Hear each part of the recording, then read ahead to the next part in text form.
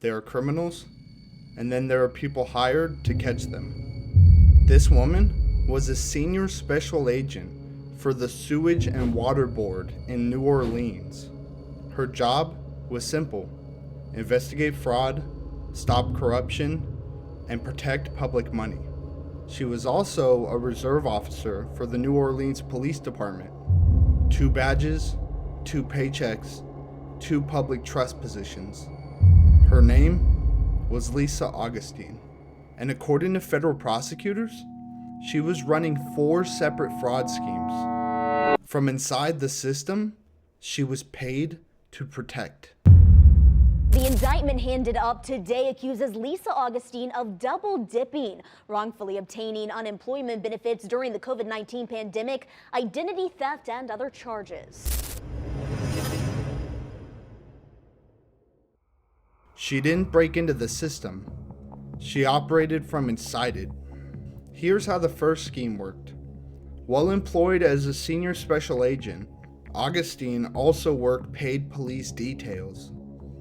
According to the indictment, she billed the downtown development district. For police detail hours she never worked, essentially double dipping while working on taxpayer dollars. Investigators alleged that on dozens of occasions, she was paid by both the Sewerage and Water Board and the police department for the exact same hours. 2 paychecks, 1 block of time. Sometimes prosecutors say she wasn't even present for the police work at all. That's not overtime. That's double billing. There's only so many minutes on this watch here, and you can't be at 2 places at one time, and you can't work at 2 places at one time. And this is what makes it different. She wasn't a random employee. She was assigned to investigate misconduct. The second scheme was even more deliberate. While on the clock as a government investigator, she allegedly used her company-assigned computer to apply for a mortgage loan and federally funded assistance meant for low-income homebuyers when she had 2 jobs. And here's the best part.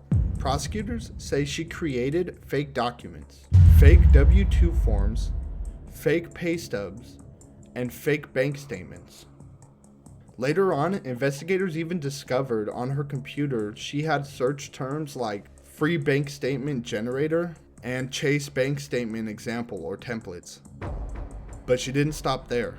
She provided her government-issued cell phone number as a verification contact. So she pretty much gave them her work phone number to say it was the business she worked for, and then pretended to be her boss when they called. She even pretended to be 3 different people just to verify her fake employment. She didn't need a disguise. She had a government ID. Then came COVID relief. Federal unemployment benefits were meant for people who lost their jobs.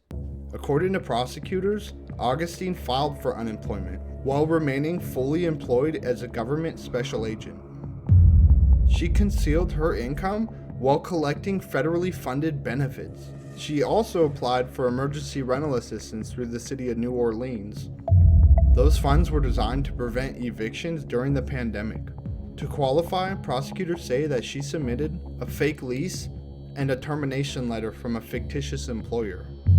4 separate schemes, all while working as a public corruption investigator. Federal investigators, including the FBI and multiple office of the Inspector General, began untangling the whole scheme. She was indicted in September of 2024 on 4 counts of wire fraud, 2 counts of aggravated identity theft, and 1 count of making false statements. Augustine is indicted on 7 charges in total: 4 counts of wire fraud, 2 counts of aggravated identity theft, and 1 count of false statement for allegedly lying to the FBI.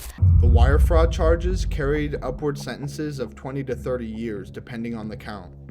And in June of 2025, she pled guilty to 3 counts of wire fraud and 1 count of making false statements.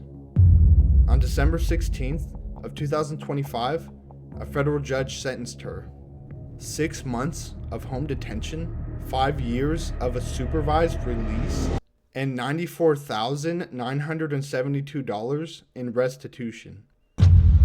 The investigator became the defendant, and the badge no longer shielded her.